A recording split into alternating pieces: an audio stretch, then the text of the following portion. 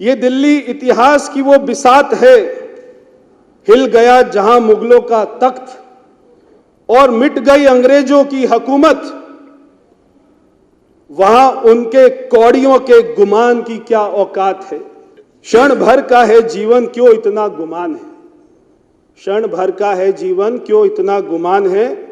ना लाया था कुछ ना ले जाएगा कुछ, किस बात का अभिमान है, क्या अभिमान था। आप आए थे दिल्ली की जनता की सेवा करने, सेवा करते काम करते। दिल्ली के लोगों के सारे कोविड चल रहा था तो कोविड में कहीं नहीं जाना, दिल्ली के लोग मर रहे थे कहीं नहीं जाना, अपने शीश महल में बैठे रहना। ऐसे दिल्ली का अध्यक्ष जी विकास नहीं हो पाता। भाजपा की सरकार ये सबकी सरकार है। हम सारी पॉलिटिकल पार्टीज को सुनते आते थे चुनाव में, और पहली बार मैंने देखा इस चुनाव में 2 महीना केजरीवाल जी ने पूरे दिल्ली को धर्म में बांट दिया, जातों में बांट दिया, प्रांतों में बांट दिया। जाटों को आरक्षण देना है या अपना सिखों की बात करनी है, अंबेडकर जी की विषय उठाने हैं। पूरे दिल्ली को राजपूत, मैं बनिया हूं, ये जाट है, ये जो है दलित है, ये फलाना है। अरे हम कुछ नहीं है, हम दिल्ली वासी हैं, हमें दिल्ली का विकास चाहिए। ये सरकार हमारी सरकार, और मैं गर्व के साथ कह सकता हूं अध्यक्ष जी, हमारी सरकार सभी की सरकार है।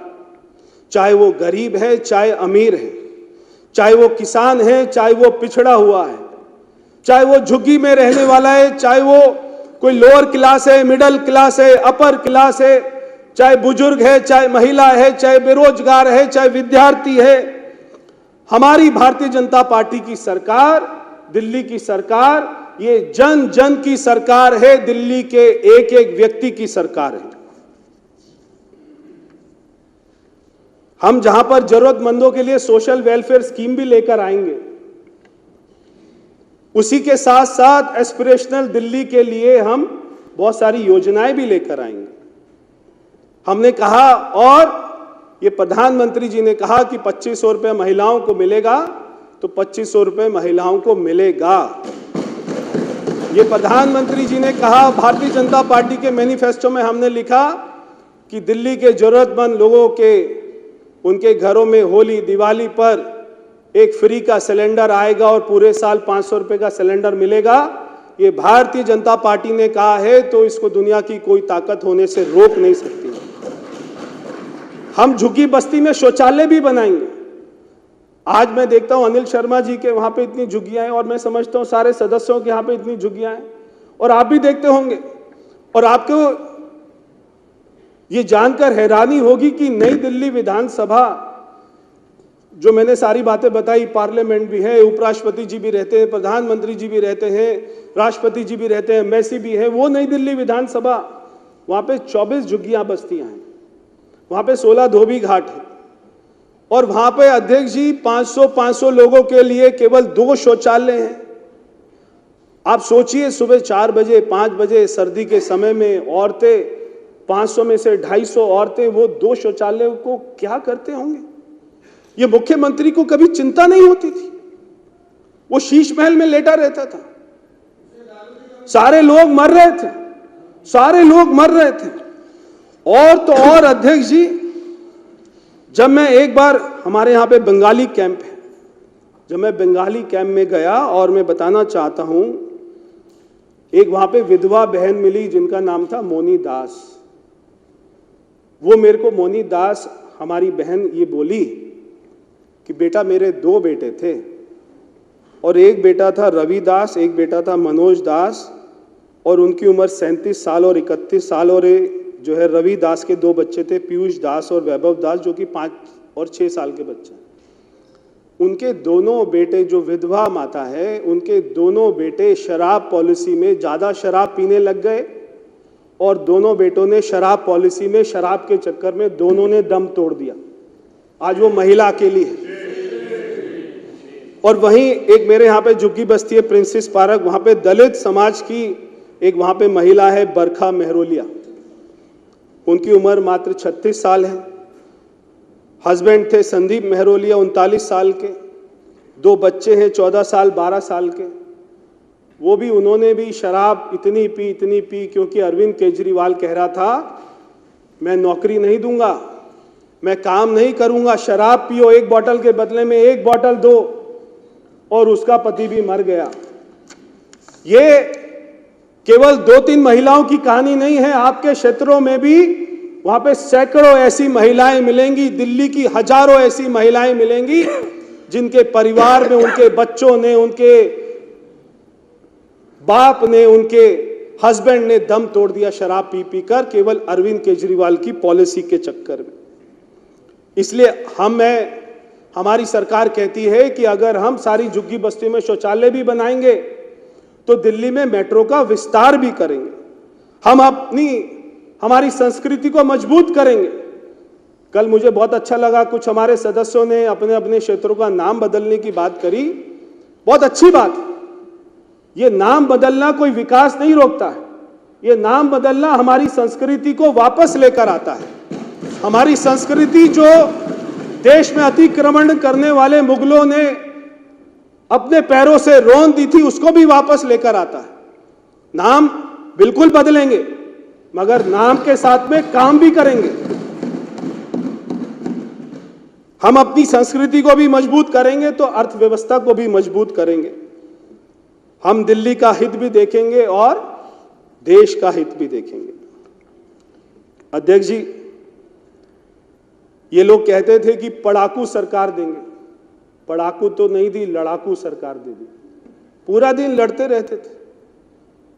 मेरे को लगता है कि सुबह चाय की प्याली बाद में पीते होंगे, पहले सुबह उठ के ये सोचते होंगे आज किसके ऊपर में भ्रष्टाचार का आरोप लगाना है, कैसे भ्रष्टाचार करना है, किससे लड़ाई करनी है, कौन से विज्ञापन देने हैं, क्या झूठ बोलने हैं, किससे झगड़ा करना है, कैसे पीएम साहब को गाली देनी है, कैसे एलजी साहब को गाली देनी है, वो ये सोचते होंगे। ये बहुत ही बड़ी विडंबना रही दिल्ली की कि हमको दिल्ली में एक ऐसी सरकार मिली। क्योंकि मैं पीडब्ल्यूडी मंत्री हूं तो मैं उसी भाषा में यहां पर कहना चाहता हूं। और मैं देख रहा था जो यहाँ पे 280 में 2 दिन से सारे सदस्य बोल रहे थे, वो ज़्यादातर मेरे मंत्रालय के बारे में ही कह रहे थे। तो मैं पीडब्ल्यूडी मंत्रालय मंत्री होने के नाते उसी भाषा में कहना चाहता हूं कि दिल्ली के विकास का हाईवे, ये जो आपदा की सरकार ने दिल्ली के विकास के हाईवे में इतने सारे यूटर्न लगा दिए थे और इतने सारे खड्डे उसमें बना दिए थे कि सारी विकास की गति को ब्रेक लगा दी। लेकिन हम सुपर 48, हम सारे सुपर 48 मोदी जी के नेतृत्व में और हमारी मुख्यमंत्री जी के नेतृत्व में विकास का ऐसा एक्सप्रेसवे बनाएंगे जहां पर कोई यूटर्न नहीं होगा, जहां पर कोई खड्डा नहीं होगा, जहां पर कोई यूटर्न नहीं होगा, कोई खड्डा नहीं होगा, केवल विकसित भारत का सपना होगा, विकसित दिल्ली का सपना होगा और विकास हमारा फुल एक्सेलरेशन पे होगा। अध्यक्ष जी, एक तरफ जहां पर हमारी केंद्र सरकार ने दिल्ली में, द्वारका में मैं जहां से सांसद था, 26,000 करोड़ रुपए का इंटरनेशनल कन्वेंशन सेंटर बनाया, नेशनल वार म्यूजियम बनाया, दिल्ली की लाखों महिलाओं के लिए उज्ज्वला योजना लेकर आए। दिल्ली में आप तो अध्यक्ष जी अच्छी तरीके से जानते होंगे दिल्ली की राजनीति। पिछली कई सरकारें दिल्ली के अनऑथराइज कॉलोनी पे लड़ती रही। शीला दीक्षित जी ने छतरपुर स्टेडियम में झूठे सर्टिफिकेट बांटे थे, मगर जिस दिन प्रधानमंत्री जी ने इस समस्या को समझा, ऐसे सॉल्व कर दिया जैसे कोई समस्या ही नहीं थी। दिल्ली की सारी अनऑथराइज कॉलोनी को एक ही झटके में पीएम उदय योजना में पास कर दिया, सबके मालिकाना हक मिल गए। ये छोटी बात नहीं थी। कल मैंने सुना था मोहन सिंह बिष्ट जी को, वो कह रहे थे कि हमारे उस समय के मुख्यमंत्री डॉक्टर साहिब सिंह वर्मा जी हाई कोर्ट में गए थे जनता का वकील बनकर, और वहां पर उन्होंने दिल्ली की अनऑथराइज कॉलोनी को तोड़फोड़ से बचाया था। वहां पे दिल्ली की जनता के लिए लड़ाई लड़ी थी, मगर जब हमारे प्रधानमंत्री जी ने उनको मालिकाना हक दे दिया, रजिस्ट्री करवा दी, तो जीवन भर के लिए उनके ऊपर से तलवार हट गई। आज वो अपनी चैन की जो है सांस ले सकते हैं। एक तरफ जहां प्रधानमंत्री दिल्ली जी इतनी सौगातें दे रहे हैं दिल्ली को, और वहीं दूसरी तरफ केजरीवाल जी क्या करते थे? शराब घोटाला करते थे, क्लासरूम घोटाला करते थे, मोहल्ला क्लिनिक घोटाला करते थे, और तो और यमुना सफाई घोटाला करते थे, विज्ञापन घोटाला करते थे। मगर ये सारे घोटालों की जांच कराई जाएगी, और मुझे लगता है कि केजरीवाल जी इस जन्म में तिहाड़ जेल से तो बाहर नहीं आ पाएंगे। अध्यक्ष जी, साथ ही अभी सुबह भी एक हमारे सदस्य ने यह मामला उठाया था, जैसे 2014 में मोदी सरकार बनी थी और देश में जो राशन कार्ड के नाम पर फर्जी घोटाला चल रहा था, झूठे झूठे नामों के ऊपर में, और ऐसे ही दिल्ली में बांग्लादेशी रोहिंग्या के नामों पर ये अरविंद केजरीवाल की सरकार ने इतने राशन कार्ड बना दिए थे कि दिल्ली पुलिस भी उनको बाहर नहीं कर सकती थी। मैं ये भी यहां पर कहना चाहता हूं कि हमारी सरकार दिल्ली में एक तरफ तो राशन कार्ड नए रूप में बनाएगी, मगर पुराने राशन कार्ड की भी जांच होगी। अगर किसी बांग्लादेशी रोहिंग्या का राशन कार्ड होगा तो उसके ऊपर भी कार्रवाई होगी। अध्यक्ष जी, एक तरफ अरविंद केजरीवाल की सरकार का फोकस था कि उनके शीश महल में अच्छी जकूजी लगे, जिसमें 36 उसमें नलके हों। मगर हमारी सरकार का, भारतीय जनता पार्टी की सरकार का, मुख्यमंत्री जी के नेतृत्व में फोकस रहेगा कि हर घर में साफ पानी आए नल से। एक तरफ अरविंद केजरीवाल की सरकार का फोकस था कि दिल्ली में शराब के ठेके खोल दिए जाएं। हमारी सरकार का फोकस होगा कि दिल्ली में हर बेरोजगार को रोजगार मिले। एक तरफ अरविंद केजरीवाल ने अपने शीश महल में गोल्ड प्लेटेड टॉयलेट सीट लगाई। हमारी सरकार का ये फोकस होगा कि हर झुग्गी बस्ती में पर्याप्त मात्रा में शौचालय बने। एक तरफ अरविंद केजरीवाल का फोकस था मोदी जी को गाली दो, एलजी साहब को गाली दो, पुलिस कमिश्नर को गाली दो, सांसदों को गाली दो। हमारी सरकार का फोकस होगा विकास, विकास और विकास। एक तरफ अरविंद केजरीवाल का फोकस था कि विज्ञापनों में फोटो लगवाओ, बड़े बड़े फोटो लगाओ, झूठ बोलो। हमारी सरकार का फोकस होगा कि ऐसे काम करेंगे कि दिल्ली की जनता के दिल में अपनी फोटो लगाएंगे। एक तरफ अरविंद केजरीवाल की सरकार का फोकस था भ्रष्टाचार करना। हमारी सरकार का फोकस होगा सुशासन करना, पारदर्शी सरकार चलाना।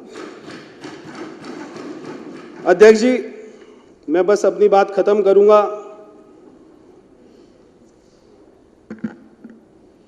मेरे साथ वाली कुर्सी पर एक इंसान इस सदन में खड़ा होकर वो अपने आप को खुदा मानने का ऐसा दावा करता था और यहां पर कश्मीरी हिंदुओं को गाली देने का काम करता था, और उसके पीछे की कुर्सियों में लोग हंसा करते थे कश्मीरी हिंदुओं की हत्या के ऊपर। और वो कहता था कि कौन है एलजी, क्या है एलजी, कहां से आया एलजी। आज वो हमको संविधान की बातें बता रहे हैं। मैं इसके ऊपर में दो पंक्तियां कहना चाहता हूं। ये दिल्ली इतिहास की वो बिसात है, हिल गया जहां मुगलों का तख्त और मिट गई अंग्रेजों की हुकूमत, वहां उनके कौड़ियों के गुमान की क्या औकात है। मोदी जी के नेतृत्व में ये दिल्ली फिर चमकेगी, अब बस कुछ समय की बात है। और सारी भाजपा की गारंटियां पूरी होंगी। भाजपा द्वारा की गई, हमारी मैनिफेस्टो में लिखी हुई एक एक गारंटी पूरी होंगी, क्योंकि ये भाजपा की गारंटी है, मोदी जी की गारंटी है, और मोदी जी की गारंटी ही है गारंटी पूरा होने की गारंटी। मैं इसी बात के साथ में मैं ये रेनॉल्ड का पेन आपको देता हूं, आप जो है उन तक पहुंचा दीजिएगा। और मैं एलजी साहब का बहुत बहुत हमारे सभी साथियों की तरफ से दिल से आभार व्यक्त करता हूं। बहुत बहुत धन्यवाद। श्री अनिल शर्मा।